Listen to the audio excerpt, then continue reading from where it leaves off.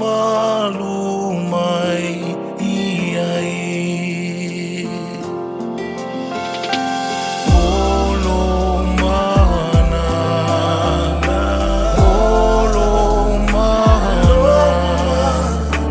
ke sau sau ngale muai ine malo samoa fama malumai iai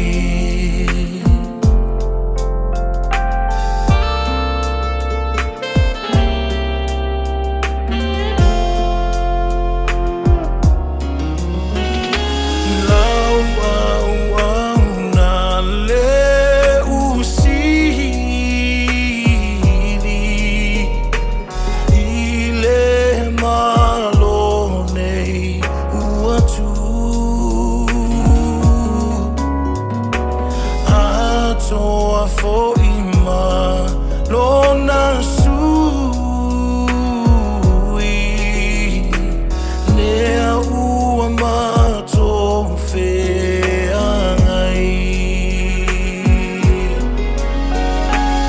ia tausia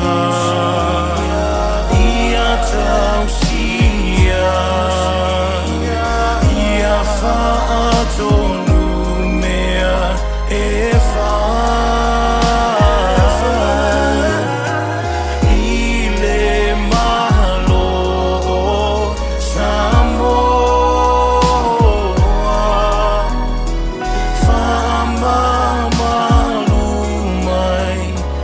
yeah.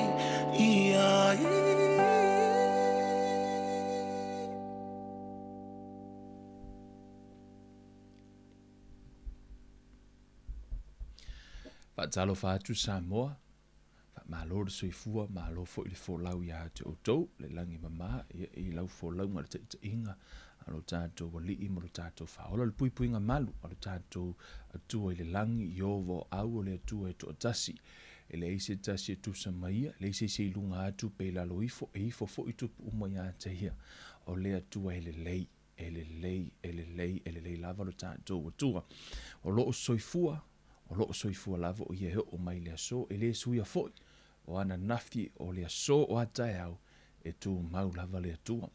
E le nei, fo i tu la le tātou a fiafi le nei, e pela fo o na masani ei, whaatalo whatua le tātou plokalame, to so ino le tātou o ngā tuspa ia, e por tātou Bible study, o lo whaapeo na wha ngā soro ino pia, e morsi le fio a fiafi nei, o le tātou tua mai study le tuspa ia, study the Bible. No winga, o te mine te tauna i lau tuspa ia i lau peni, o lau api, o a fo i mau o te tu ina atu ia te, man, look up for yourself. Ioi o lo fo te whai atu ia te utou, a utango e whai atu sa o ngā uane e ngā teina, alu e vai pe sa o meu tano atu ia te oi. Amen. Alu e whai tau le context o le tusi, whai tau a toa lava ina ia soifua malolo ina, lo wola whaaleanganga, pe o le aunga na, ma le tau mwhainga o le tātou proklame nei. Anyways, welcome to Kevin Life Ministry, Tātou Bible Study. Kevin Uruiva nei pe hawhi o na whato e a whea le tātou lau pepa nei, whaatalo whātu i tina o ta māma tutua, ngā te le sunga i whaafia ngainga o wharatua matausi au na lea tua, a whai o lewa e a whea fo i le mātou wa o ngā nei e whiawhi, o te leiloa mea umo tātou i loa whaale a tua pe o la paulo, o a fo inisi o vahenga, whaasoa tu i fo nei e whiawhi, whaapiona veon whaamanu yanga. O le mafua le tātou plokalame le nei, por tātou Bible Study. O le ua o le tātou noanga i le tuputupu faaleagaga, ia po le ola faaleagaga mai lava i le avea matamaititi ma pepe, se i avea matamaititi, si avea fo'i ma tangata matua. Au te manao ia te oe, ai amatara tātou plokalame. Do you know everything we do it by faith? I want you to release your faith. What does that mean? Tama whai fo i lele e a fo i a o no tatalo ala fo te fa tua e te tali tonu o le a e langona mai le tua e te le langona tu e te au ala fo te tali tonu e tala no atu le tua e te o that's how you listen by faith. E te fa longo po le ase me le e te maua e te le fa longo ina ia e finau po le alava ni stulanga ai te fa longo ina ia e langona se me tala no to ile tua ia te oi. Amen. Pela vano masani no whai atu ai. Ioi te imu tātou prokalame whaalongo ina ia e malama. Ai au e te whaalongo e te whina wai le. Tātou me mau ai le whina. Na whiongpa ia le atua. Ioi, o mo meo hawa onga e whau e umi se teimi o tala noa. Tātou te o lava i la asanga. I nou mo le la asanga e whapena tātou o onga. Pena fora la fiafi nei le la o whaere talo. But I want you to release your faith. Believe with me for the unction and utterance. Tātou tali tonu i le atua au mai se whaalinga. Ia petala noa atu foi. Ia mawhai o na hola lo wanganga. Amen. Tātou talo le atua mātou tama. Talo i la ua fio. Tenei a fiafi au mātou sahuni malau whanau e tala noa i lau upu. Talo i atu oi le poto ma le ata mai ai maise lo wanganga pa ia auana i langona se manatu o se tangata. A ia langona la ua fio Father. Ia whaapiona langona lau upu. Ia whaalia le mana o lau upu tama. Le mana o lo wanganga. Ai aua lava o le poto o le tangata. Tatala ua fionga. Tatala o mātou mata whaaleanganga. Ai maise lau whanau. Ia o lātou talia le upu tama. Ia mama le lātou whaalongo. Ia talia i aveo se mea ai soifua malolo ina i o lātou wanganga. Ia whaapeono lātou wa ai atua i lau fio. Mo lātou i loa atu o oio le atua le lei. Mese, lo lātou tuputupu faaleagaga. Ia whaapeona soifua malolo ino lo lātou wola faaleagaga tama. Whaafoi le vi inga i lau fio. Whaaftai lau upu whaamalolo anganga uma. Se inga lue lo anganga. Tama i tutono mo tama lawa. Ma so seisi o lava le tama i titi se i o le tangata matua. Whaamalama i e lau fio lau upu tama i nei aso. O a inga foi o whaapeona ti na mea lātou TV tama e mai mo mai le Bible Study. Whaamanuia i a inga uma tama o hulu ngā lii o whanau ho o toi le whaamanu ia ngā la o fio ono swafo o Yesu Keriso o wole mawala au o tuai nei. Amene ma amene. Hallelujah. Amen. Sa mo yo tonu te le lava ia nisi o vaenga o whaapea ona avea mwhaamalusi au le tātou sa valinga. telo niso tātou mata upu tātou tatanoa. Ia sa wha apeona mata se tasi o tātou mata upu. I le aso sāle na si mawhai atu nei. Nao o pa i lava o mawhio se wha avai. Alo vai aso lani nei. Ma tātou pahe po study a la wha apeona tātou tatanoa. O le la tātou wolo lai tutonu. O le te le ia o le a. Umi se teimi o tātou nofo se fasi mea fu ilele. Ono le tāua i o lou i loa. O ifo i o le a e loa i po o ngā whele levo wha le anganga. Po le ale la asanga la iai oi. A whai loa e loa le la asanga la te iai lo wola wha le anganga. Ta taula na whai ise mea ta tauna e toe wha longo i upo le tōtau ma whai lava ia tupu lo wola. I o pe whai ono whai atu. E tāua i o le mea leo le wha longo i upo le atua po o le pure milk po le sua susu e le suia. E au ngā ia to tele i o nisi o whanau wa feoti ona e mafua mai ele o le leile mea ai o whawhangai. I le tino, wha pe nā fo i la leanganga. Tele nisi o Kirisiano wo oti wha leanganga, mafua mai ona i le o tala whiangai le mea ai o lo whangai. Pe le o tala whiangai fo ni information o ni aoa onga o lo wha pe ona whangai. O le whiawhin nei, le lautanga wha alea tua te oe maura tu spaia. Wha sino sa o tua lava ia te oe, whai tau fo ia o iai. Ele ini mea fta o se fau o se awa onga a ele o tonu tu spaia le la tatou wo i tonu ono o le tasi le o vaenga e ese le tāua le tatou wola whaleanganga o le tatou soifua a maloloina whaleanganga ia e se tasi fo o nisi o fo tasi o uso fai tau o tunungo yanga status fo ilele so sa to ana lava le lotu na alu le lotu leva tele tau sanga o lotu peitai ai wo fai tau nisi o tusi nisi o awa onga wa mata no fai tau o tune la to status o lo fa pe mai fa mai o le tusi pa ia o le mena tu sia le tangata ele tu sia le nganga o le tua wa mata na fa pena o onga o fai tau o le status le sia so foi mai o na o paua fionga Yesu na o mea lai tala no a Yesu o isi uma tu pa ia o mo mea o tala Paulo o tala tangata ele ni tala le tua na o tala o paua fionga fo le tua na o tala lai fetala i fo i Yesu pe wo fa pena mana to tangata i mo mea o onga fo ie mo mai lo fau mai to ngata to nunga na isa ma fu mai ele o soifua malolo ina pe o se fo ile information wo ia pe o le tala fia ngai le mea ai fa le nganga o ave tu so wo fai tau mo mea o isi a onga ai le i o le teimi e tupu ai mamatua wai loa e ia filifili pe wai loa e ia le lei mai le leanga wana i loa fina ngalo le atua mai le lalulangi tu so na sa whanau fo wina loa loa fai tau tusi fo ia awa onga tatonunga puda tatonunga isi atunuu o ia isi tatonunga le lau e va ai toi fo i le e fo tatonunga na le wasau nei le fa ape tutu sale atua ma ina watasi au Kirisiano le tupu lalulangi so te mina nei e ao ona e malama le fiu pe le to pui lo wanga amen le la tatu ta noi fo ne fiafi vali fo in tatu e se le taua o lo wola fa le nganga i lumo le tua amen a mata tatu pro kalame ne fe fa mari le tua i le fa longo fa mau la lo tatu mau lo api malau peni la ta mata mai le tatu fai tau le tala le am tu se efeso rona mata upo fa Fai mai, o le mea lea o whetalai mai ai o ia, na fio hae o ia i lunga, mana tai whaatanga tau taua i le tā whianga, wana foa ina foi mea lofa i tangata, fai upasu matasi rau tato iai, mai na ia to ina mai foi nisi e fai ma apostolo, o isi foi e fai ma perofeta, o isi foi e fola le tala le lei, o isi foi e fai ma leo atoa ma wau.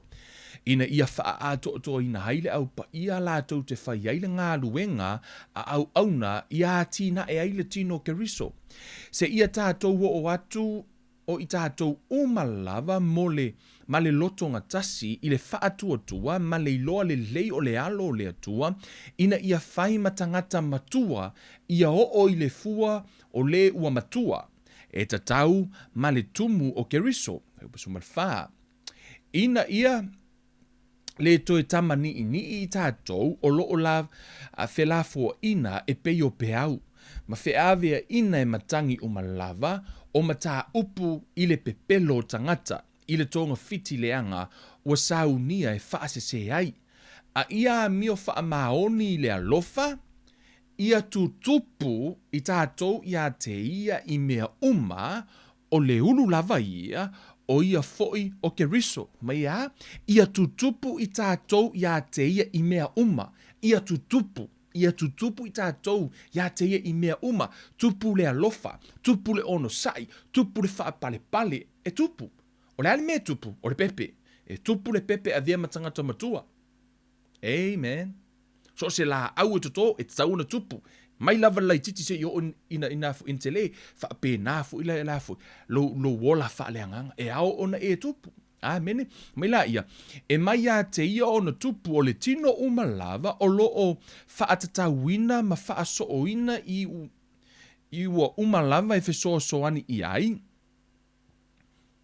E fe so ani I ai, e tusa mana ngā luenga I le fua o I tū tino ta itasi, ia iu ina ati ina hae le tino e ia I le alofa.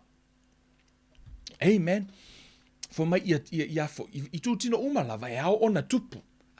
Man tua fo tātou tala noa fo I le alofa, li tū tino umalava, o le vaenga le tau fuina e tupu le ha, tupu lo alofa. Amen. Tu te loa tu la fono tu spaia, tu la fono se fulu, o isi tu la fono le alofa I le atua, o isi tu la fono o lo alofa I tangata. Amen. E te mo umai tu tonu lea, ta si le alofa, o le tolu mua le ta noi le alofa I le atua, fa solo mai lalo, o le vaha oi mai tangata te alofa I lo uso atua, oi wa alofa I lo uso atua, oi, e te le avialo no to o lua, e alofa I lo uso atua, oi, te le ngoi. Amen. Ia tala noa I le alofa la na te tau fia tino, e ao no tatou tupu la. E se la le tā ua vaenga I la tātou tata noi fonea fiafi. Ona, o mea alofa I ana tu ina mai e ke riso I tangata, e pei o le perofeta, e pei o mea alofa I pei o le perofeta, o le apostolo, o le au fai evangalia, po le au folafola le tala le lei, o isi foi o leo maa moe po fai fe au, fa atasi foi maa wao po fai a onga o le tuspaia. O mea alofa la iana ave le atua, ina ia mawhai o na tupu ai le tino le ekalesia. Amen. Mawhai o na tupu ma ia matu ai le tangata. Amen. Tā ua la, o le tupu a ia tupu soifua malolo ina. Ia tupu I folo wanganga, a lai a toa ia ile fia o le atua ia te oi. Amen. Ia whaapeona e tupu ile soifua malolo ina. Amen. Tā ua, le ua tātou wolo, la tātou wolo I tono ti taio solo na tā upu le pei ona o tā ua. Ina ia mawhai ona e mo mai le hata le tātou mo mua I le tusi le aluka e le io o tua tātou I le nisio vaenga. Luka se fulu ma le loa fai upa wha valu. Amen. Foi mai a o le ua le I loa, ua whaia foi e ia mea e tatau I nā sasaina ai. E mā o na sasaina o ia. A wā o le ua foa ina atu I ai o mea e tele, e su e ina atu fo I a te ia o mea e tele. O ia fo I ua tu ina atu I ai o mea e tele, la tau te whai atu I a te ia e au mai mea e sili o na tele. Amen. Lau to e whai tau tunor whai upu na fo mai, a o le ua I loa, ua whai a fo e ia mea e te tau, a o le ua le I loa, ua whaia foi e ia mea e te tau ina sasaina ai. E mā o na sasaina o ia, a wā o le ua fua ina atu I ai o mea e tele, e su e ina atu fo I a te ia o mea e tele. O ia foi watu ina atu I ai mea e tele, la tau te whai atu I a te ia e au mai mea e sili o na tele. O le wingon foi upu le nā, I le amatanga le foi upu fo mai, a o le ua I loa, ua whai a o le ua le I loa, ua whaia fo e ia mea e te tau ina sasaina ai, e mā o na sasaina o ia. Whataita inga, pe ona e whai, a whai to o lua lau whanau, a whai to o lua lau whanau, e la tu loa o le tama maritaini, e whai le tama, aua e te aia le keke lai tutonu le aisa. Amen. Aua ne san, aua te halu ai le keke lai tutonu le aisa, tu so la lau I loa e lo wata lii, aua ne aia le keke lai tutonu le. O le aisa. A o lea la yil molo wa fine. Ai te ue alu watu. Wa alu lo wa fa fine ai le keke. O e iloa la le ese senga la inei. E le o iloa e lo wa fa fine. a la ua iloa e lo watali. Fa mai lo tatu spa ia. E sasa la fa mai a. Fa mai la ia. A o le ua le iloa. Ua whaia foi e ia mea tatau ina sasaina ai. E maa ona sasaina o ia. A tonu ele te mea. O la e ita los. Awange koe ai mea le a. Ia pe tatango foi talo na lima. Po le alava. Po le alava le a. Fa mtalanga fa ipu le a. Tu sala o la e fa sala. Ai le tu sala ma le fa salanga tangata ma tamatiti. Ma lo watali i pe fai o la woi lo watali fa ta ingala a fai e taru watu a walu lo fine a ye ma fai no fai mai lo fine ya te oi dad o te le lo na e te le mana ai ses ya te oi la e le taura na ona e tango sasa ai se ona fo ye le oi lo te ni titi ai a fai la ke la ko lo watali i le na e fai a wole ai ala walu ai right that's a different story o la wana i loa lona winga la, wa te taula na sasa. E fua la le whaasalanga i lungo le mea e lai loa le tamaititi. Wha pēnā fu e la fionga pa i a le atua. O le te leo mea vatu e le atua i a te oi. O le te leo fu ina o le mea ma na o le atua e tue sele mai. A tātou whaasolo i lalo fua mai. A wā o leo ufua ina atu iai o mea e tele. E so e ina atu fu i a te ia mea e tele. O ia fo i watu ina atu iai mea e tele. La tau te whai atu i a te ia au mai mea e sili ona tele. Amen. A fai e vatu ia te oele se furu tā la. Na tūli la wha pēla o tamiti lava i tō lua e tango loa tuule se furu tā la i lo watari. A e tuule lima se furu tā, ia tuule se lau tā la i lo fine. Amen. E fai lo la i lo watari. San, alu e wha atau maini puru kamu se furu. Wha pēla e kā la e kaul puru kamu. San, alu e wha atau maini puru kamu se furu. O na halu lola i o tamaititi lea.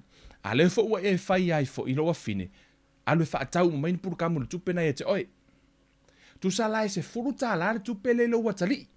E fia puru kamu alo au mai. Na o se furu wa puru kamu e mwhena au meni tamatiti. E se a, ona fo e ka la le puru kamu, a nga o se furu ka la le tupe. E te le expecting ala, le sau o lo watali i ma puru kamu e se lau. E se a, ona fo e na o se furu tā la le tupena ave iai.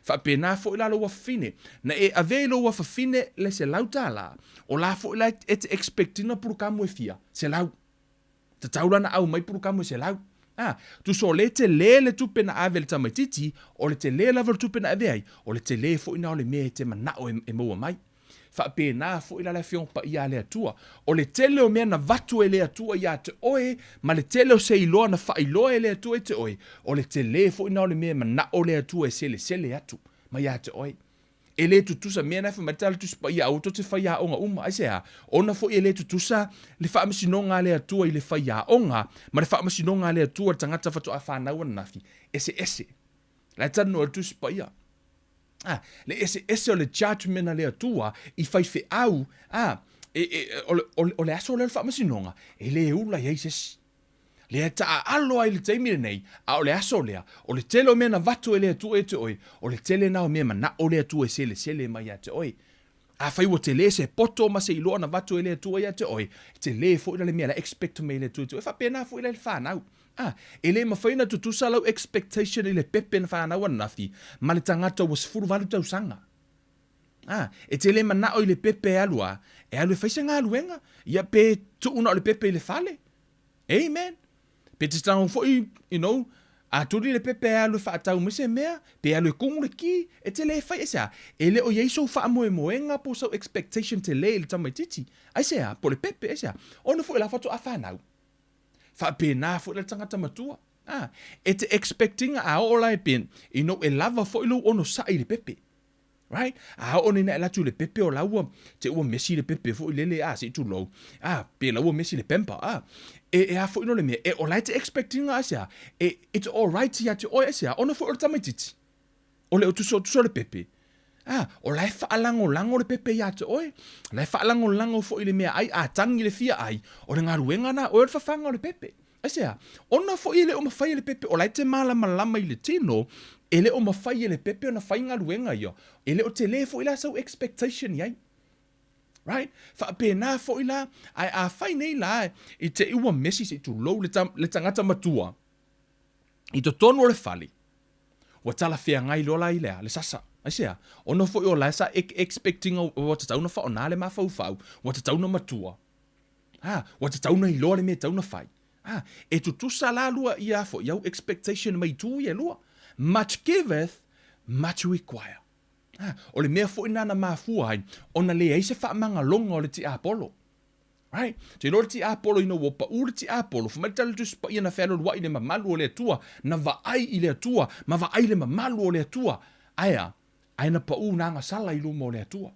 O le mea na lai ona le to Yesu na wha manga longa sea, wa te lelo na I loa o le atua, ai pa u. Ai anga sala. E le peila o atamu ma eva, sinka ma I loa a kamu ma eva I le atua, ai pa u a kamu ma eva, o le mea na ai ona yei le wha manga longa o tangata sea, ona le titi le I loa o tangata o le atua. Amen. O le tangata o ti Apollo wa levanga whelu wai, ma malama I le atua, te lelo na sila fia o le atua, ai anga sala I luma o le atua, le ai loa lasi wha manga longa. Amen. Mea nai sea, ona fo I wa matua I malama I le atua, na te I loa le atua e mamalu e pa ia na te sila fia, ai anga sala. Ona le ai loa la I o sona wha manga longa sea, te lele expectation o le atua sa tauna iai. Ta tauna sili atu lau I loa na I loa sesi sia, wa e loa leia I ai fo, ya. A ole na wa e pa u, wa e anga sala. Mea la na wala ina le eise wha manga longa o te Apollo. A tamu ma eva. Ngau ngai, pole ale umine na whiola le lau langi wa ilo ta ua tuspa ia. Ai pa umang sala. Mea la na e, lai titiro la ua I loa le tuspa foi. Lai titiro la I loa o le afo. O le tangata. Oi foi, lo lai loa le tua. So, o tatou mata upula, e pe wha pe na fo ina le tatou va ai, ile afo, so I fuanga le tatou te iai. Le tatou wola le tatou te ola, I tono le fiongo pa ia le tua. Lai ta ua umai, le tupu o le tangata whaaleagaga o le tamaititi, o le pepe, tamaititi, ma le tangata matua. E ese fo ina le whaonga aina le tua o tangata nei. Po le expectation le tua mai tangata nei. Amen. Hallelujah. E le tutusa le wha masinonga le atua tangata wa, wa te lero na I roto tuspa ia, ma le tamaititi na whato a whanau ana nafi. E ese fo I aia le atua le tangata whato ai loa Yesu ana nafi matalia. E ese fo I aia le atua tangata naia, lai titi lona I loa le atua. E leo expecting a fo I le atua e kakalo aku pe o kakalo o Billy Graham po pe alu e whaini venga pe ko urole ingu pia ma le uraula ma ke leo ngisi mea po a lava ni vai ngo iai. E leo expecting a le atua e tu umanga na mea. Asia, ono lai titi.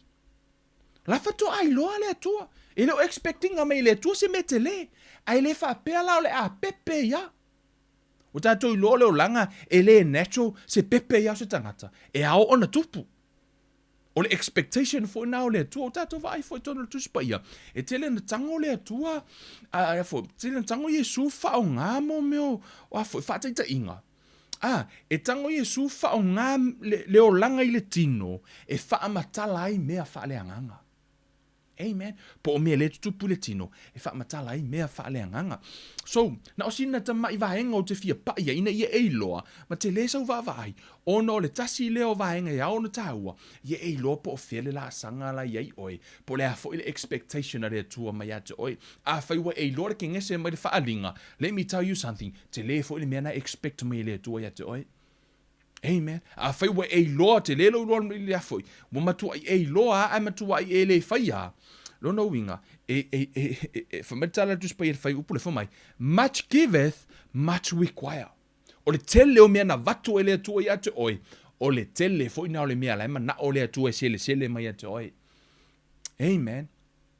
O le mea fo ina ate tau mawhai ia, a whai wake lepe o tele se whaalinga na au mai e le atua te au, ke kau mawhai a ka lau maku ia ke au ko o sea, o lai fo ima na o le atua tele se selenga, I se iloa ma se, po le hafo I se tama I vahenga na au mai e le atua ia te au, o lai mana o le atua to expect, Kevin, tala noa I mta upu ino watu ia te oi, lana o paunga o le mengo waku ia te oi, pau fo lana o le meo te expectinga mai ia te oi.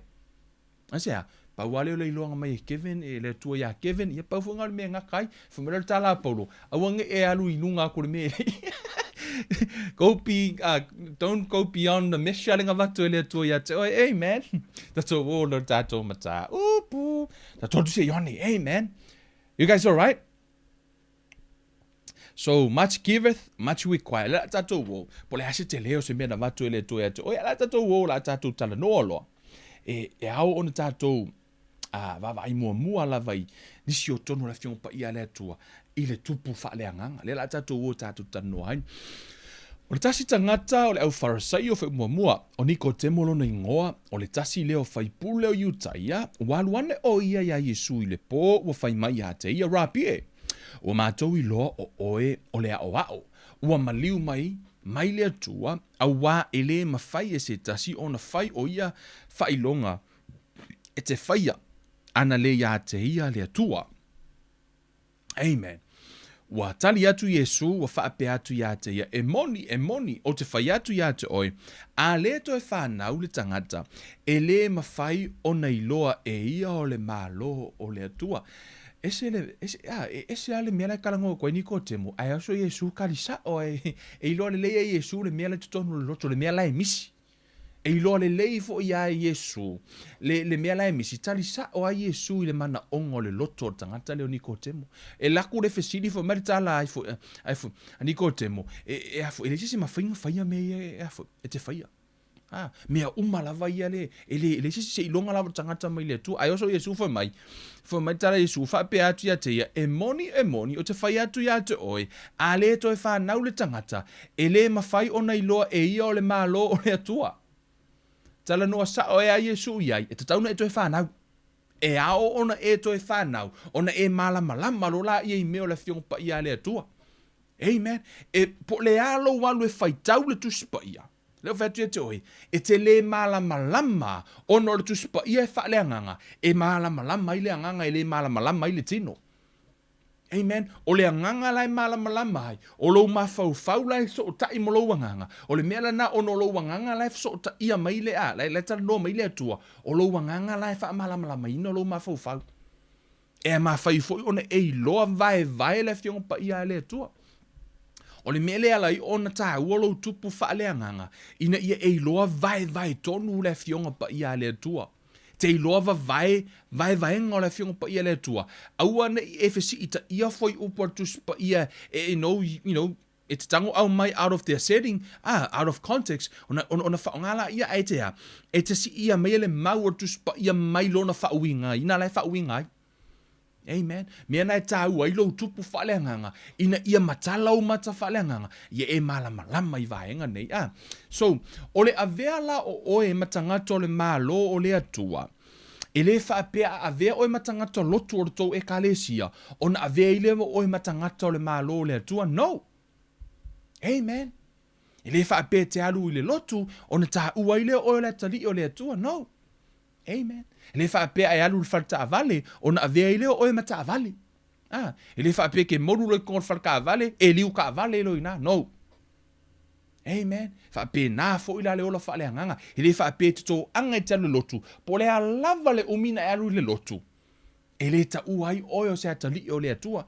Te ilonga lava te talia Yesu e vea mali i mawhaaola whato a whanau fo wina whamelo le whaupe wha ua whai mai ni ko te muia te ia e mawhai ea whapewhea o na whanau o tangata ua toe ina e mawhai ea o na toe ofi i le manawa o lona tina e whanau mai ai ua tali atu Yesu e moni o te whai atu ia te oe a whai e le whanau se tasi le vai mane anganga e le mawhai o na sao o ia i le malo le atua. O le ua whanau mai i le tino, o le tino lea, o le ua whanau mai i le anganga, o le anganga lea. Amen. Na e whanau mai lo tina i le lalolangi nei, o lai te whanau i le tino. O la lai iai lo i le whanau lo anganga. Amen. Mai tala tuspa ia, o le ua whanau mai i le tino, o le tino lava lea. Tātou lava. Na whanau i le tino. E le mawhai ona e whanau i le anganga, se ilonga te whanau mai i le tino. Te tauna e whanau mai lau langi nei, whato a mawhai lona whanau lo wanganga. Amen. Mea nefa mai tatu spai o le u whanau i le tino lava, le u whanau i le anganga, o le anganga lava lea. E se lale, ina ua whanau lo wanganga, e le i whaape wa sui ai lo tino. Pe sui ai tangata lea. Na tu maua lo tino a whai te la po a laua e talia Yesu. E umana e talia Yesu o na lava te la po. Right? E le wha pete talia lo Yesu e pahe e lo. No. A whai fo ina talia Yesu le te pahe. e umanga lia Yesu, la lava te pae. Ta pena fu, aventa lia Yesu la umilo hulu, e umai fana ta lia Yesu, o la lava e umilo hulu. E leo tangata la i fafo le na whanau, o le tangata la i tutonu. Amen.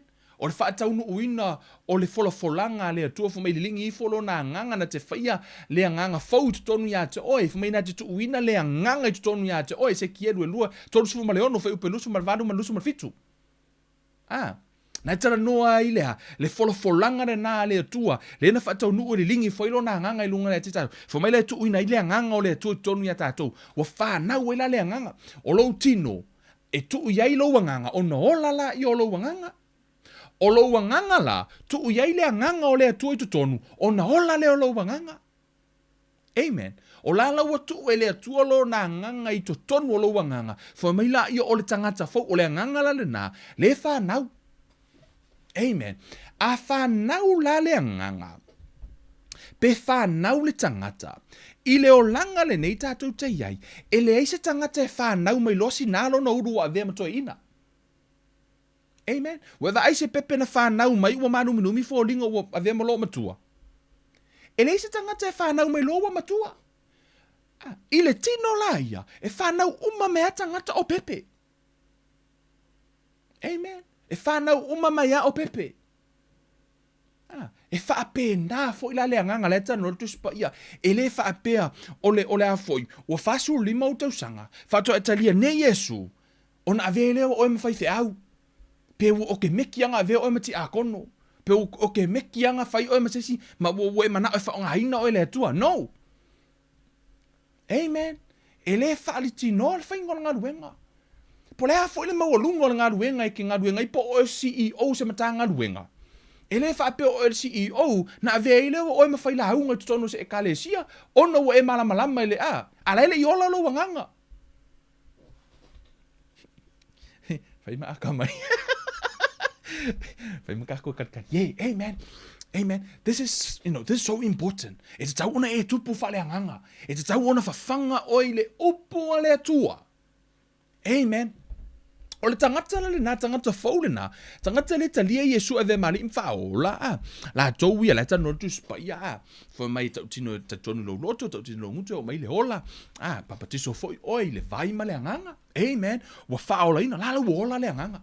E fa nau mai le anganga na. O le pepe. Tama mia meta so le lua korinito. Lua korinito lo na mataha upu e lima. Foi upu sifun ma fitu. Amen. You guys all right? Fo mai la ia. O le nei, a whai o ia ke riso se tasi, o le tangata fauia. Ua mawai mea tu wai, whaauta, ua whaafauina mea uma. Amen. Hallelujah. Whamaili tala tu spa ia, o le nei, a whai o ia ke riso se tasi, o le tangata fau. Ua mawai mea tuai, whaauta, ua whaafauina mea uma. O lea lai tala noa, i le tangata faula lea. Tangata lea o ia ke riso. Whamai le tala tu spa ia whamai. Whaperitania. Tell us that if anyone is in Christ, he is a new creation. Old things have passed away. Behold, all things have become new. Amen. Ole upu pito I sili ona.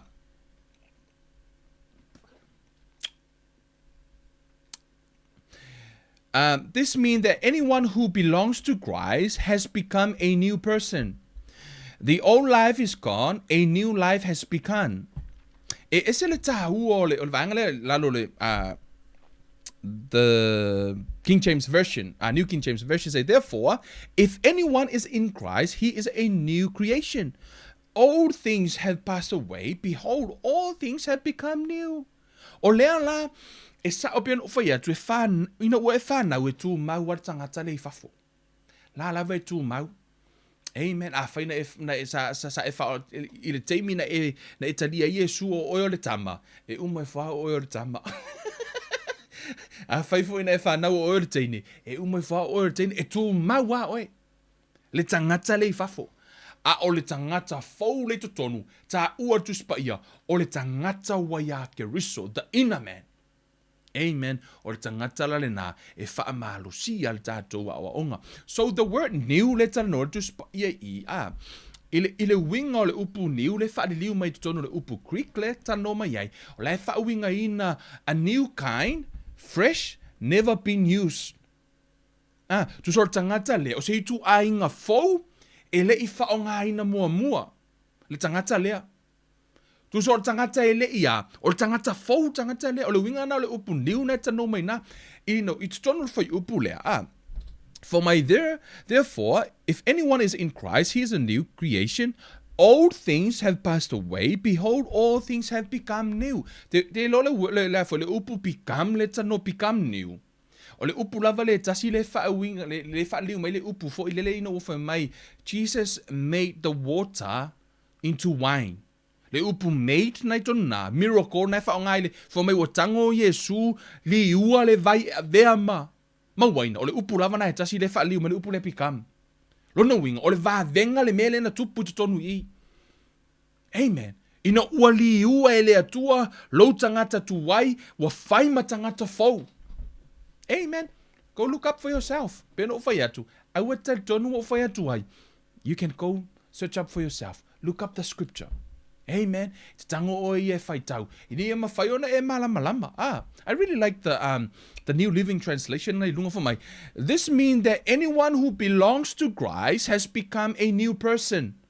The old life is gone. A new life has begun. Tu so ua mawhaelea. Le tangata tuwai. A o le tangata fau le wa amata. Amen. E sa ola. O le tasi o vaenga ea, ona e loa I le tamaititi. O le pepe I le tino, no ta ua le sa, e le aisona tua nai. Amen. A whaina e pepelo manga oi, po le alava se tūlanga o tangata sa iai, I le teimi a. O le teimi la ve whanau fawina I le tangata ia ke riso, e le aisona tua nai ia ke riso.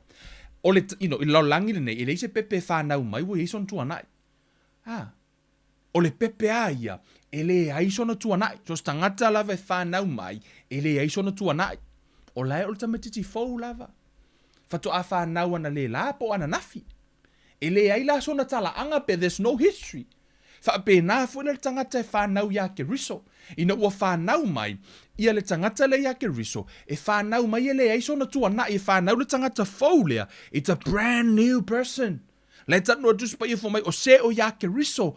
Ole tangata fau, never used before. E leo tangata, e o lava o tangata fau lava, regenerate, o tangata lea. Amen. Amen, o tangata fau ya ke riso. E tu sa lava la pena o whai atu. Tu sa lava po o angi mea nga e whai ai lukua nga e tangata tuwai. Po a lava ngianga sala mangilo loko ngianga sala nga e whai. O le aso lava te fili ai a ve Yesu, taria Yesu a ve mali ima whaola. Saule nganga o le atua ua whanau loa nganga. O le tangata fau la tangata nai tutonu.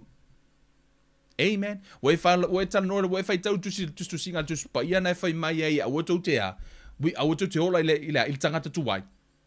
Ai o tau ofu ili nganga. Tangata fau ya ke riso. Sava vali le tangata fau ya ke riso. Ai leo tangata tuwai. Asea, o lo tangata tuwai. A o neila ina e whanau fau. Ina peno whaitu. E tu maua o ele suia. A o le tangata la lai tutonu. Nā lai whanau mai. Ele eiso no tua nai. E whanau mai e fau. A lai whanau mai o ia o le pepe. Ele whanau mai wasi ngalo na unu. Pe whanau mai ua. So se tangata lava le whanau mai le tino le nei. E whanau mai o ia o le pepe Faaleagaga. Amen. Po le a lava le matu o lo soifua leva na e lotu. O le aso lava te talia Yesu. O le aso le nā fatu a whanau e lo wanganga. O lalai te pepe. E yeila le me taua. Amen. I le pepe. A iei le vaenga pito I sidi ona tāua. I so se pepe lava e whanau. Amen. Tusi lau tātou notes. Pe whaamau. Tusi a Peteru. Mua Peteru. Lona mataha upu e lua. Amen. Verse 2. Okay, let's pick up from verse 1. Foi mai. O le nei, ia tu ese ina o tau le loto leanga uma lava, ma le faa ole uma, ma le tau pelo ma le mataua, ma le tau talanga leanga uma lava.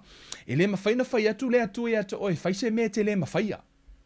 Amen. E mafuana foi mele tu spa e tu ese. Ona lai loa e le atua. E mafaina e tu esea. Amen. Foi mai lola ia. Whaapei o tāma mea whato a whanau mai, ia nau outou le sua susu e le suia, o le upu ina ia outou tutupu ai.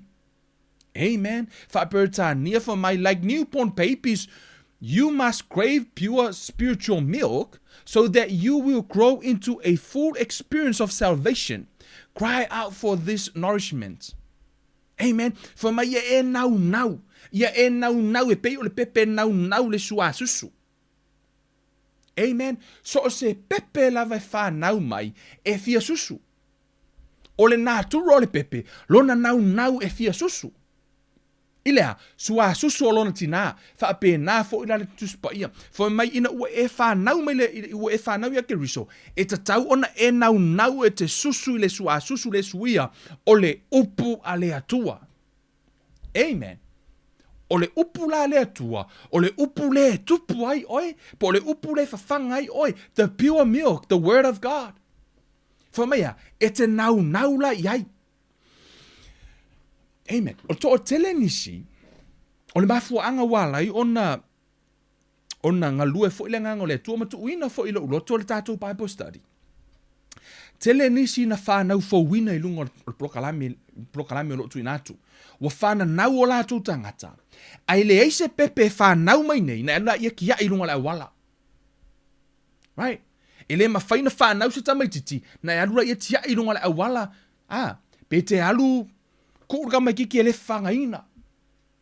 So se tangata lawe whanau, e te tau ona, iai se tangata e whangaina. E ave e le upu le atua isea, ina ia mawhai ona whawhanga ia tupu. Ia tupu le fiongo pa ia le atua, o le mafua angana o tātou Bible study. Amen. That's the only reason na ina whaile Bible study. E whawhanga I le tangata, la tau o e na whanau fowina, la tau o e o fie lo le fiongo pa ia le atua, e ao na whawhanga I sua susu e le sui o le upu le atua. Amen. O le mea nai ala iono utango whaia tātou prokalame nei, e whawhanga I le sua ino, o le sua susu e le suia, me funa ere ina whaali e tu whai upu, se a au tau whaalongo wa ulaunga. I just only teach the word of God. I just feeding, the spirit. E te ilo fo ila lai whanga lo wanganga. Ono te lo te mi tala noa tuai, e la kua pasi lo mawhau, ai tala noa ilo loto. Is that right? Asea, ono fo o lai tala noa le upo le atua ilo wanganga. Amen. E la tu la, o lai ea, o lai e te ai whale anganga. Amen. O le taimi, o le te lo taimi, o le pepe foi, e le eise pepe, e wha moe, e le eise pepe aluanga e whailanga mea ai. Right? E lai titi o lau expectation mai le pepe. Amen. E le te le sau expectation mai le tamai titi. Po le pepe whaale anganga. E te le whaonga aina fo I le tamai titi whaale anganga po le pepe. E whaia se whi au po se ngā ruenga. No, e te le whaonga aina. Tu salava po le ase tā leni o ia, e te le whaonga aina. Why? O lai pepe. Amen. Le la tātou hoa tātou te tala noa, I nisi foi o nā turu o tamaiti. E te iloi foi, actually, e malama ai, e te ilo, man, o mele le tupu ia te au, lono wingo la sanga le ia. Aua, peno fe atu, aua te tango, aua ne utala noa atu e whapea, sa o lei Kevin, vai a susanga e whapea la, uma wingo susanga. Oi, sorry Susana, ke no whaonga inga lo wingo. Lei, se kau suia, ia kukama, iwa ke langa ilo sua. Kalau whai a susanga. Lei sanga ilo oilo kalango koe, whapea lau kukama. Kusa ungi kalango kunga lau e whapea. O winga, umala kukama e whapea la, son. O kukama e whapea, o kukama e whapea. Whaonga kukama e kalango ai. Ke ua le fia Susana, le koe kia mele laiva Susana. Hallelujah. Amen. Praise God. Amen. Sorry, guys, if I use some names. If I peo ke lose Susana, I just, one of the common names. Susana o Mele o Sione. Fa ingo kakalango ya kukama. So, yo tau iloa. E tolu la sanga. Amen. E tolu la sanga o so stangata lava ile natural. E tolu ona la sanga. Alafu e ta ua tu spa ia. Alafu e au mai ile ata lea. O lea, tamaititi o le pepe, o le tamaititi, ma lea, tangata matua. Amen. O le tangata matua la, o le tangata nā, le la tatou ue turi. Ai o le taimi nei, le la tatou talanoi le pepe, ma tatou valia le ata lea. Ni ma whaiona tatou marama whamai. Wha pei o tama mea, wha to a whanau mai, ia nau o tou le sua susu e le suia, o le upu, ina ia o tou tutupu ai, o le wata umele tusipa, ia le sua susu, e tutupu ai tatou, o le upu le atua, pau ale o le me whawhanga, ele tamaititi te me whanau mai, o le susu. O le sua susu o le tina le suia, pau le me soifua malolo ina mo le tamaititi. Amen. Ele tu ua iei se fasikalo, ai a ho fo ni lana tuputupu tamaititi. Amen. E ho fo le sila asanga nga, wa amata ona ai le susu, ala fu wa amata ona fai lo matua le mama, ia wa ula ya sola, i lo grandma, kama nga inga o kupu funga hoi le, ka kamo e mo e solo. Some of you guys na whanau ngingiu sila pi e a ka uoku kama i pe disgusting e o ko hoi le vape, yaki, o lo grandma ya sola, ko se e mama fasi fa, inga lenga le lo makua ilonga lima, true story ya me lenga, ka kamo e a, o anga mama umanga o aka, o laka, wa amata na sui me aita te ai.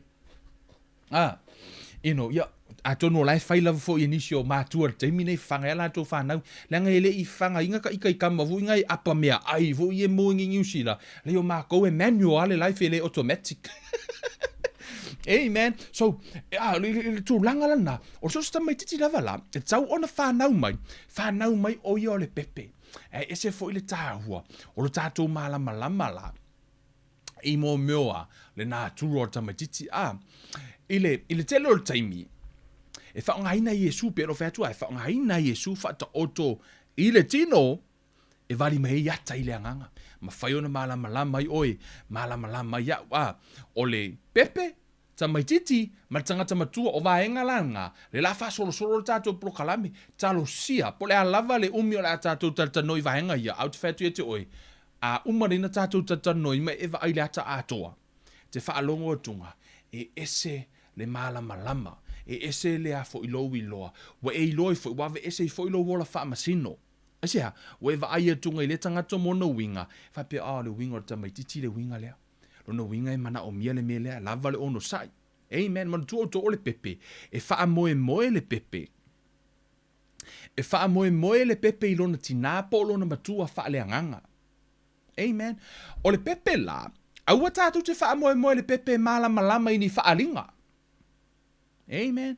Mo le tamaititi na whanau, e kako kere expecting al kama ki ke malama iau kala ia whaiak. No. No winga, e foi whaalinga la whionga pa ia le atua, e isi me le mawhaina tala noa atu ai. O le tala na paulo mai paulo, tele meo te fia whai atu ai, le mawhaila naito te pepe whaale anganga. O le tele o isi mata uportus pa ia, e iai isi me le mawhai ona tātou tala noa ai. Ona ele o mawhai, ele o mawhai o tātou wanganga ona foi, ona malama ai. Ele o whaalinga uma tātou te malama ai. Amen. O le ringa foi nā re tala, o tō mana tua foi tala ina walu Iesu.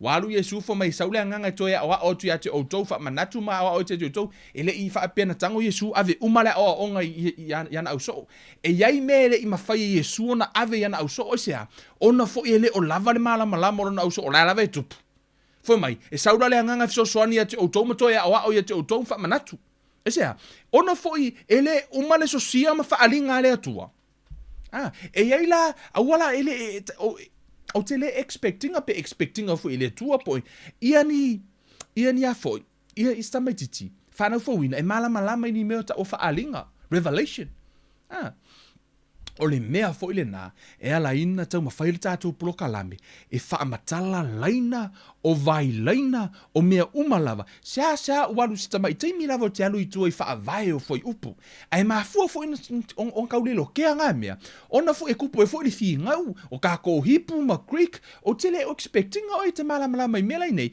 whawhenga e malamalama le hipu ma le Greek ai kere malamalama le upu no N-O furta mai titi ele malama le upu no. E ki whea kwa, no. Ala e whai ele tamai titi. Amen. E aulana tātou malama le tamai titi. I le mea ta ole N-O. E te tau ona breakdown uma ia malama le anganga o le tangata. Malama i le upu o le atua. E le o whapea fui la, e la nisi o mta upu fui le. E le tala fia ngai. Kamaranga le ke alu le ang kuspa ia. Ke whaalonga kua fi olo le tonu o. E alu e le kemingi. Ke lakua lo loko ar meo iei. A la ele i olo lo wanganga. Amen. Te le malama fui la i meki ke le lau kalango ese a. Ona ele ola lo wanganga e malama i pu matua lo wanganga e malama. Amen. Te leo isi mai ngor fiolo ai fai tau ini. Fak so ala kala ki oi. E pa ele ko fi fai kau kuspa ia pa mam lama fiolo tu spa ia. Amen. There are some stuff is now I te lo nisi o vaenga. E ese fo ilo la tau fa winga ina. Al te mine piua mio katato o le su a susu ele suia o le upusa o le tu le tata tano. Amen. E tatu te le fa a fo. A fo ino le mea. E tātou te le whaamoe fo i le tamaititi. I le whaapeo isi tamaititi na whanau na file e kalesia. Aua ni o tātou expecting e sui lo lana tautala. Amen. Wa i le teimi sa isi tangata fu i le peo sangaka foko a lako wakaria Yesu. O la lava e maasani do na mawhau a o na tautala. E le teimi e se i tulo. E le teimi e sasi e ma whaifu se tala le tala whenga i pe te o palau vale se i tulo. O lau o maasani a lana tautala. O lau o whanau le anganga. Mana tua oi. O la e pepe. E leo expecting a fula tangata na e sui no na lana tautala straight away. Amen. Fa pe na foi la lava ele ese pepe kanga e sui nga lava. All right? Tatu te leo expecting a foi la se te leo se suinga mai tamaiti po tangata u whanau fawina. Mea na ala I ona ta wolo malama le fionga pa ia le tua. Ma e loa la sanga la I tangata le lato sa varinga whale anganga. Amen. Amen. Me fuila na aua te expecting a pe o tangata whare inga. O le tangata inu pia. Ma tangata ulu si kaleki wa o tele nei o vahenga lai fu I vivese e kalesia. O le tangata fu ili whapio le inu pia ai alu le lotu. E nisi o tari tonunga. E la to tele tali e ina tangata no alaku kangaka inu pia lako e kalesia. Leo mako loku e sa, mako la fongo e sa. Pule lava o to e kalesia wa o ko loku e leo. This is Kevin Life Ministry. O whaingala Kevin Life Ministry, a whai o nei tinu pia le te whalongolongo mai I, I'm not saying it's, a whanole mea. A whai no whanau lo wanganga o nei whainga tāngo tuu ia te oi. E te whaalongo I le upo le atua. E iei le teimi e te a. E si itia e le atua lo tūlanga. Ma e le toi, wale koe mangongi le upia ia te oi. E sui ia lo tūlanga. O tau whai tau atu le fionga pa ia le atua, whamatala tu pa ia whamai I le ti a kono, aua te so ona inu I le waina. Right? Asea, o le la asanga le ti a kono, whamatala tu pa ia, e tanga le inu, ai aua te so ona inu ai. Amen.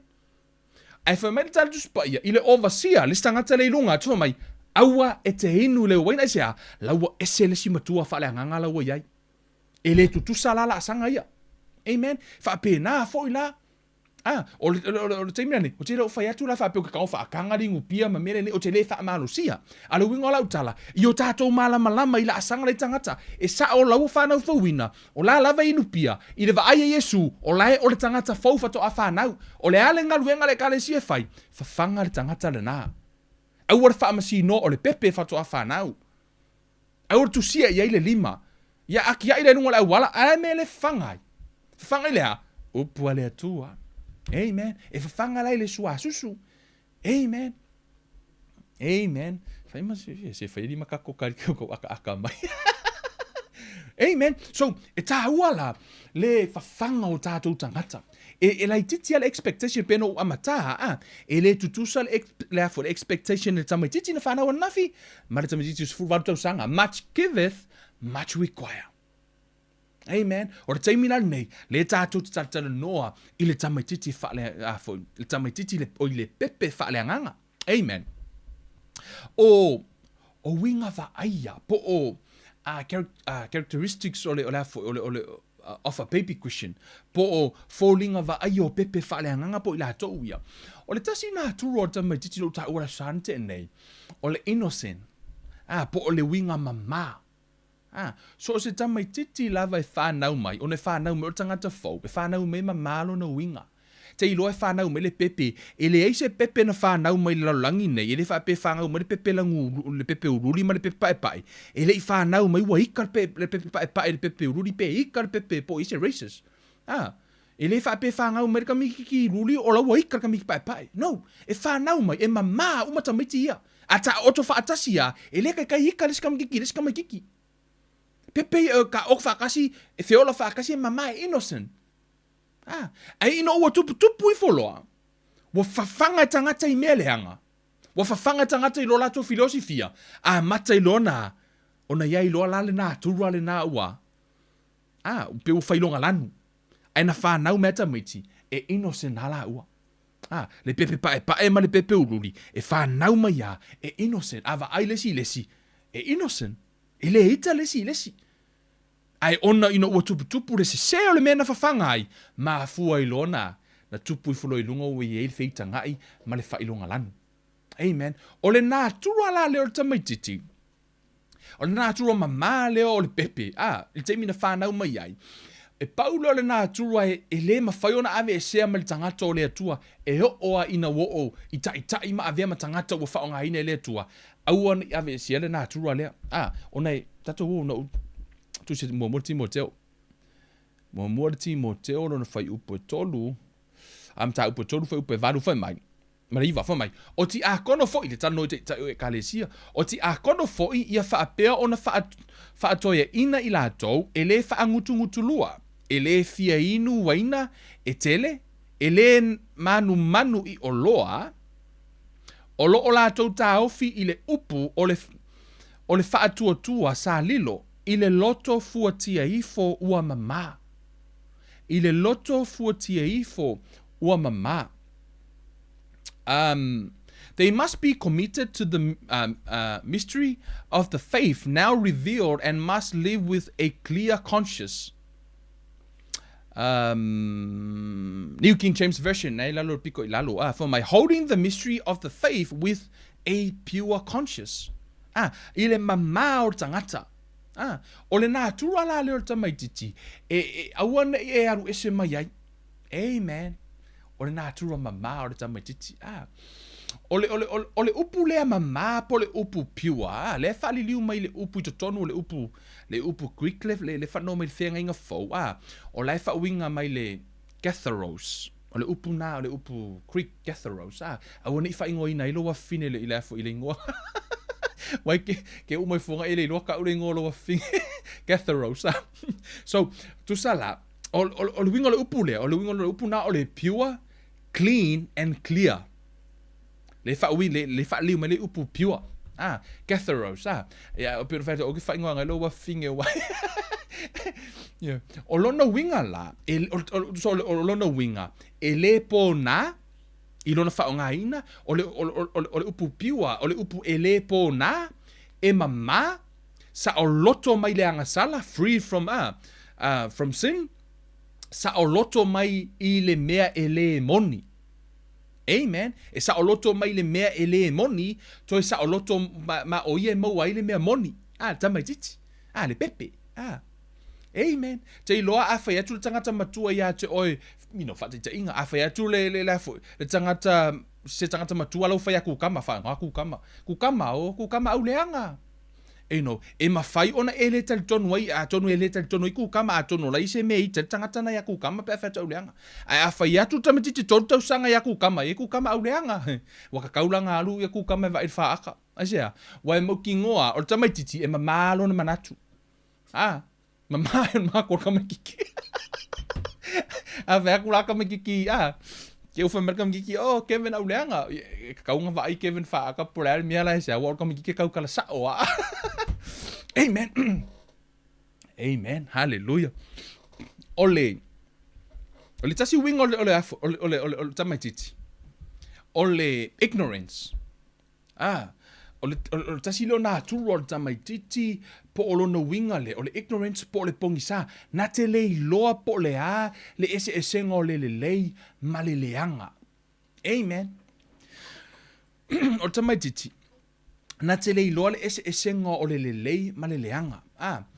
O le pepe le tino, o ina totolo, peno ta ua fo il tato sante ne, o ina totolo, o le mea lava e taua tuai le lima o le tamaititi temi totolo ai, e tu le ngutu.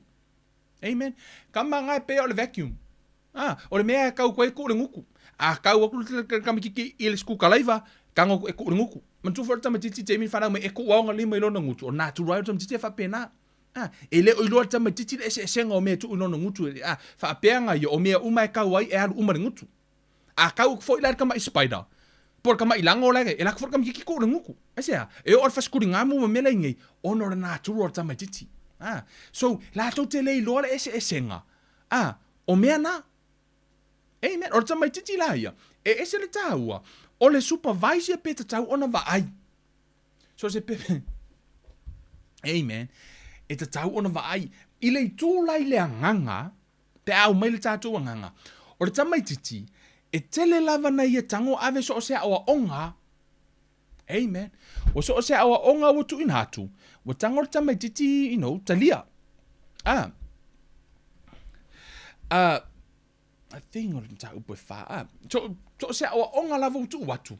Mele ala I ona ta wala I ta ma fa le nganga pui ia sa ole o onga ma le ta tonunga ile le tangata fa aula ina. Ia mai le upo le atua. A ona ia o ina isi mata upo. Ai le I le pure mio ke fa fanga fa le nganga I ola. Amen. Fa mai le mo Timoteo le ona ta upo fa upo lu. Fa mai a o lo o ta utino mai le nganga ese nisi ile fa I le anganga, ese nisi le wha atua I tausanga amuli, la tau te wha alongo I anganga e wha se sema mata upu a te moni. Ona o le pepelo o tangata tala pepelo, o ua wha muina o la tau lava loto fuatia ifo I le ua mea a asa. Ese le tahua. O le mea leo o le tamai titi. Ai au ona nofo I lalo lea o onga sao. O lea o onga le tuspaia. Laia o ma le tuspaia. Amen. Lo tanto nunga le tala noa le upu lea tu. I 100% believe o lea sao lea o onga le tu inatu mo lo wanganga. Why? Ono nai tala noa lea nganga I lo wanganga. Na ola lo wanganga. Amen. O le taimi fo le nei. O nai bless lo wanganga. Nai tala noa I lea nganga paia. Am I right? E o fo le taimi nei, o leo fo le tali tonu, o nau wa fafanga o le sua susu le suia. Amen. So I fua wai, o nai te whaitau wai fua, o nai tonu tu spaia, nganga whaali o kwa kako mau, it's right there. Right there in the scripture. Man, now whatever, ai oi, it's right there. E leo se mea na tango Kevin, e leo ni upu a Kevin, po o se upu nisi mea, o nai tu mai sa o tonu tu spaia. Amen. Hallelujah. Paule me lo te whaia, o lo tango break down vaenga nei, ina ia wha malama ia te oi, ai le ma whaino sui ai le upu nei tonu tu spaia. Amen. Just to make you understand. Hallelujah. Amen. Whaftaile nganga pa ia, mo le soani mai fo, ila unga nuenga, vi ia le to. Ole, so, I so se pepe lava la, e ao ona iei seisi na te vai, e o ia te au. Ina ua o whanau fo wina I te tonu le ngā ruenga na o ngā lue e iei lo ta maa wha le anganga. Amen. O ia fo ina fo mai te au, vai lea ongu spa ia lea, na ona wha marosia o alu lea ongu spa ia, o ia fo ina va aia na ia, pui ina lo wanganga ia o a onga. A o fo ina na tala no fo mai san, wha I tete lea o a onga lea. Sa whaila na ngā ruenga, o lea, pui lo wanganga. O lo ta mawhale nganga la, sa ila na ngā luenga na nona pui ha, wana fo le taimi na lau te pepe, so se mea lawa e to ilo ngutu. Amen. O sa o le kati ko ngunga mo, o manga ia la si mea le, ok, manga ia la si siva henga le, o manga ia fo le whainga si henga. Amen. Kusala, o sa se mea wakalu ai ai ona la o le iei o le tangata, sa kia ina ta ita mo na whanga ina mai ta ita, I le sua susu e le suia, o ina lo na amata lo na tuputupu. Amen. O le lava I o longo sa I o kamaloa le ia tea. Amen. O lo ta mawhale nganga. O le lava I o longo sa ia tea. O le mea funa le ina lava lo ono sa I le to o tele o tupulanga talava o lo mātou mafuta. O no teilo. Ka kia o story se whamtala jesi yaso, but man, he's a patient man. O le tangata lava le ono sa. O le tele o mea se sena fai. Aina ono sa ia. Se I whaata o tala paulo o te ono sa I se ia tino make a riso. Amen. So o se whai whi au, ma so o se tangata wa whaonga aina lea tua, ka kaunga lava re puso ongo sa. Amen. Ono fo o to tonu le e kalesia, e whana naua pepe I vai aso uma po, e whaola ina nawa aso, e whana naua e pepe. Amen. O la lava la ia ina atua. O le tāua la o le a oa onga. E a o ina ia auana i alu le tamaititi whaalongo ina a oa onga se se. Auana ia o ina se le anganga la fatu a whanau fawina. Amen. Te lore mena o whaftai. Tasi neo tau tinonga. Atono le mai mua maritasi o tina. Na i te ile e kalesia sa iai. O le kalesia le fatu saoa. E tali tonu e ilto o lua o le atua. O le kalesia le fa me faile to o lua o le atua. E o lato o onga fau mal tu spaia. Fau uma mal tu spaia lato o onga. Fa matala mai le mele ina. Ina ua whaalongolongo mai tato wa o onga. Amen. Na moli mau ele nganga o le atua. Na whaalongo ile upo o le atua. Alu rofa maha vai mana na e kalesia sia. Le ua toe va ayana ia o leito tonu i. It's right there.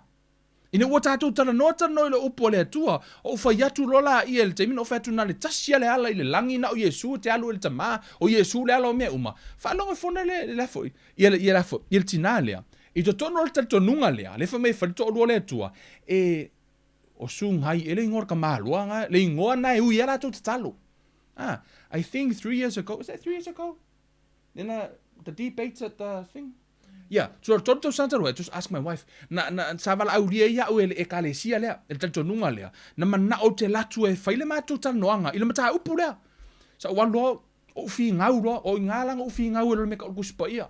Ma tono nofo lalo matangata le kalesia, whailo mako fi ngau, si i mele mau, ka si i akua o mau, ia mako whetau ia le kongo le poko. Uma o sa, o makua i rampo apu pula ka ngaka ia kia o sea. Ona, e ele la tu tonunga i mo meo afo. E ele tal ya, e ia imre il to lua le atua, ia markelo ngisi mau mea e kele kan ele kon kuspa ia kan konga le. The Church of God. Pa fa ina te fi lord tonunga ina fu fa long we sa morta tonunga na. So, yeah, I think 3 years ago lena sa tupol milene. E o te mala tango fu la study le tonunga le. E mafua ona o mana o yo o wi loa po le hale me o te fi na wai. This is my advice. Aua te whaitau ni tustu singa mai i tatonunga nei. Po alawa nisi tatonunga. Let me encourage you. Stay tuned pe tato Bible study. Se e malama mua tusi pa ia wau tanga whaali atu mau. Ona se i tupu mua lau tangata. Se e loa le ese senga o le ma le leanga. Fato a e alu lola i te whaitau isi materials pa. O te discouraging of oilo wale whaitau nisi atu si au noma le whiunga pa ia le atua. One of the reason, ona a poisa no wanganga, a ona ina maisi sta tonunga ese i tonu ia te oi, e ke fiu e ke kauma whai le atua. O lawa lave ale ta tonunga lea. Asea, ona fo lawa i tonu ia te oi. That's why ala ina pui o el teimi nei, au e te whaalongo iai.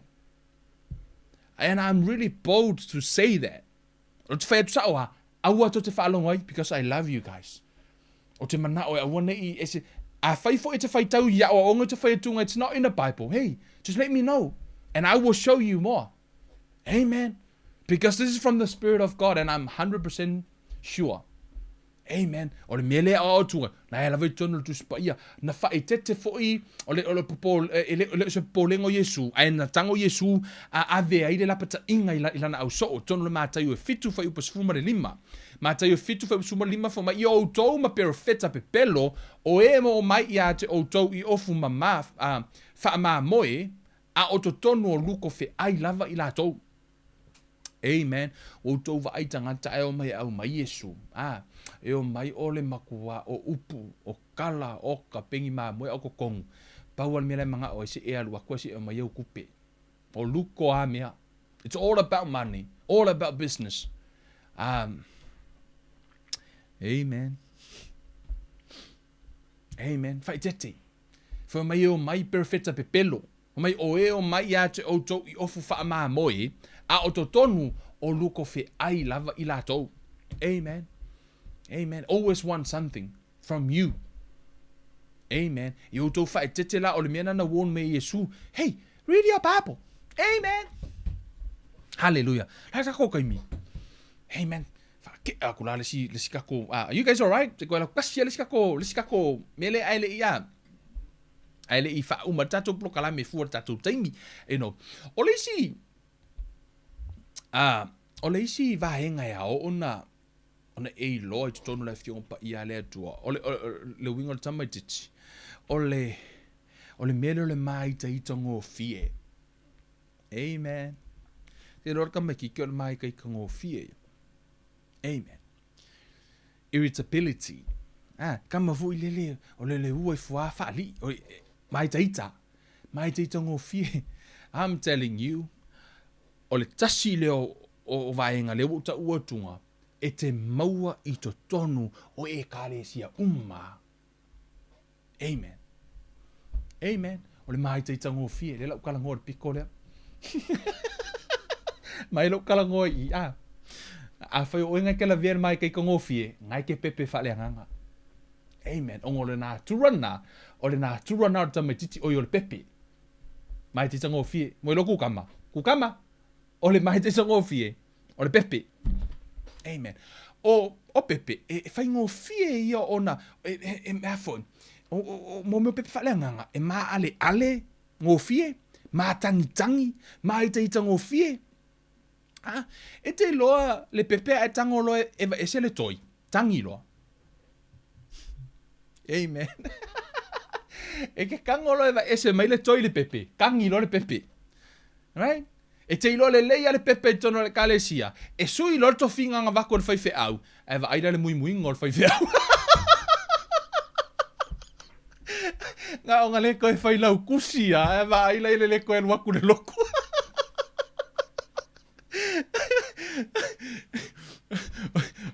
O le tele nao tūlanga, e te wā ai ei mene rokara, ngā o ngā le koe aru waku o le whaiwhea. O le tamai titi, se ukala ngō le pikore a kūkama. O le mea leo kama o le afoi, o le mai ka ika ngō fia ia, o le kama i mea ika. O le winga nao le pepe. Te o le pepe he o ale toi e te tanga ese mai e tangi. Mai te tongo fia ia, ma ale ia, so se kama i mea le wakangi, le kangi. E maa fua mai, ono lai pepe. Ai, o le pepe, o le telo isi pepe e tango eva ese me le fangu susu. Eva ese me le fangu susu, tangi loa. Aisea, e mana o lava e tu mau i le susu. Ai le o le mea nai fina ngalo i le tua. E mana o le tua iso se pepe ha, awana i ngata i le susu, a ia tupu. Amen. O le toa tele i o nisi, o laua levana, o la lava e musu eva ese le fangu susu, o la lava e fia susu. I le flitu whaaleagaga, e te maua, to a tele i o tangata, e mana o lava e ita loa kewa, e manga o e laku whaife au e koe ko o kuri aku, ma laku e wha pele pele me si koe sau loku. Asea, e mana o e mili la tau wha tamai titi, pe o le pepe e foi lele, sau ia malia lau loko i au e keika ia pai ma la whai ia o vaivenga, e koe kiki maa singa uma, e alu wakua lau au ngā lea tua, e kau wha ngā mai ngisi pepe. Ia malia i alo fingalu, malia, kai wha malia tangata nei e whaife au. Ia po tai o le ika keva, alu aku whaife au. Ka ke alofa i ngai whaife au soni. Le maa keva sea, pepe whaaleagaga, kukama, ngai ke pepe whaaleagaga. Pe a whai o oe nei te mai taita, ma e keva mga o e laku whaife au ia ke oe. Lea ngai le o sa o le mea leo ke mga oai, o le mea leo ke mga oai, e le o whai whaife au le mea leo ke mga oai, o le mea, ke lo le pepe mga o nga oia. Selfish. Amen, right? Kukama, au le selfish. Ole, e te tau ona e te amare sua susu. Te tau ona e te amare susu. I le tu, i le tino, wha pēnā fo i le anganga. E le isi tangata u whaalima tau sanga o la lave susu. No, it's not logically men na. O le whasu lima tau sanga o matua, a la lave susu. Wha pēnā fo i la leo la wha le anganga. Po le hale umina i tono le kalesia, te tau na e te amare susu. Hua koe mai keika ngō fie, le winga ngāru tamai titi. Amen, te tau ona tupu. Tupu wha le nganga, tau te iloa. O le te o le tamai titi ma le susu. Lai fo e tana no le tusipaia, te tau orta lamo. Amen. Te woto wha pēo o se mea o te wha pupoi tu tonu. Te orta lamo. Amen. Let's base all our teachings. Ma meo tātou tanoai. Tātou wha vahea uma mea i tu tonu le whionpa ia lea tua. Amen. Salamo e tasi toru tasi. Hallelujah. Tasi toru tasi. Foi upu mua ma le lua. Tala tā vita wha mai. Io vai ua oule loto wha maua lunga. Ua le wha sia o mata o te le masani ma mea wha sili ma mea ua sili ona whainga tā ia te au. e moni no o fifi le mu mo o whaalolongo whaapei o le tama ua te ama le susu. O lona tina ua tusa hau ma le tama ua te ama le susu. O le tangata ea, le tanota vita, whamai, yo vai ua o le loto whaamawalunga. Wale whaamawalunga. Whamai ua o le whaasiasia o mata, ua o le whaau ko kongo pelo pepe, ua le whaau a whapengi nguku ki miuma. Amen. Ua le whaamawalunga manatu wha o ia e sao. O le mea lai whaia, le mea lai loto ia. Whamai, o te le maa sani, ma mea wha sili, ma mea ua sili ona whaingata ia te au. Whamai sea, ona fo e whaingata ni, whamai lai, whamai, e moni, no o fifi le mo ma o whaalolongo, wha apei o le tama ua te ama le susu o lona tina. Ua tusa hau ma le tama ua te ama le susu. Amen. O le tangata la ua te ama le susu, a ona yeise mea wa ve ese mea whaife au le whang susu, e le tangi alu lato fale. Ai nofo mai I fifi le mu e pei o le tama ua te ama le susu, la ua ilo wa ke ama le susu. Hallelujah. Hallelujah. Kakarie, you know, hey, it's so important. Au wana e ngatai le pepe, ai e tupu, e te ama le susu. O le aso leva ese me le whangu susu ia te oi. Pe tupu se mei tu tonu ia te oi wale tu sama oi. O le aso le nā e tā ua tonu tu spa ia, o le aso e ta tauna fia ai. E le o se aso e ta tauna tangi ei oe ma te vai oe. Amen, tato wo. Tato wo ke nese. Amen. Ke nese o lona ma tā upu e luatasi. It should be a celebration day. E le vai pe o se aso tātou te whetangisi ai. Ma tātou e mami, daddy. No. O le aso lea, e te tau ona tupu ai oe mamatu ai oe. Whamai, ua tupu le tama, ua te a fo ima le susu, le tara noa ia apera amo ma isa ako whamai. Ua tupu le tama, ua te a fo ima le susu, ua whaia fo ia apera amo le tau saminga tele I le aso na te ai isa ako ma le susu. Whai upo e valu. O le aso e te ai le tama ma le susu, o le aso na e ta tauna fia ai. E le o se aso e whaali ai, matangi ai. Tele nisi o pepe, e tau ma whai lava ea, e tu mau I le susu. No wola ifo, o wa ailo o langa tonu e vai. Some mothers, o ta ngofi whaongal me le polo, te tu low, o ta ngofi tu o lato mata susu, ya awe ni to e susu le pepe. Tau ma whai umai whaini au wala ea, e va vai ele ta mai titi ma le susu, ma le sua susu. Ai sea, ona foi, e le tala fea ngai, ona susu al ta mai titi se I ona toe ina. E ta tau ona va vai ese ma le sua susu. Ai a matalona fafanga I mea ai. E le o se aso la e tangi ai. Pe tangi le tamai titi. Ma vai pe mara susu. Ai sea, e le susu e leo langa atoa. Right? Amen. E ta tau ona separate. Whamai la, o le aso lea. Whamai, ua tupu le tama, ua te a foi ma le susu, ua whaia foi e apero. Amo le tau saminga tele, I le aso na te ai isa ako ma le susu. O le aso e ta tau na fia ai. Ele o se aso e tangi ai, mai lau whangu susu, tati, mai na, ele ai, ele o se aso le ngā. Hey man, wata tau o na tupu oi, tupu au, I le isi la asanga. Amen. Hallelujah. A tonu. Hey guys, God loves you. Amen. E alofa le atua ia te oi. Ma, e manao le atua e whaonga oi. Ai le manao le atua e whaonga oi pia whaile te pepe. That's the truth. E le whaonga ina ni pepe. E le mawhaina o ni pepe, whaisa ngā luenga. Mo e tā lai Yesu. E sea, ngā skama I mea kangi. E le manao, mienta ngata tangi wawale. Ma kangi, vunga le ma ale, vunga le ma keva. Manao e whaamalia I te miuma. No. Vi ele tua. E no, a whaiwa ma mafa se. Sau wha longo nei a fiafi le upu. No, God really want to separate you. Ma vai se mai oi mai le whangu susu. A whaifo na ue matua. Le ue malama. Whapea, lea lau o lo la sanga la lea la ato e tupura le mea lea. Ia o I loa tangata ia au alau te wha ama sino iai. A ia hao ono o whai eisa ngā ruenga. Fesoa soane sea o lai pepe wha lea nganga. A iei se uso ua. O lai mai taita, whawhanga I le upu. ai fo se uso o lai tangi vale faaleagaga fafaga i le upu pe mana ia ele you know amen hallelujah tatou galulua e faatasi ia e faapeona soifua malōlōiga pau lea o le auala e tea ai e tupu o le tamaitiiti i lona olaga faaleagaga o le upu a le atua amen hallelujah o le upu a le atua pau lea o le auala e mafai ona ola ai oe ola ai au ina i mawhai ona o tātou wa ai le sosia, ma tātou wa ai le manuia o le atua, o le tele i o nisi o whaalinga ma nisi o awhionga pa ia le atua, e le mawhai ona e malama se ilonga e te tupu e veo e matamaititi, ma e veo e matangata matua, o le whaonga ina fo o le atua, o lo tea e se mare susu, e le o se mea le atua e whai o le mea nā oe.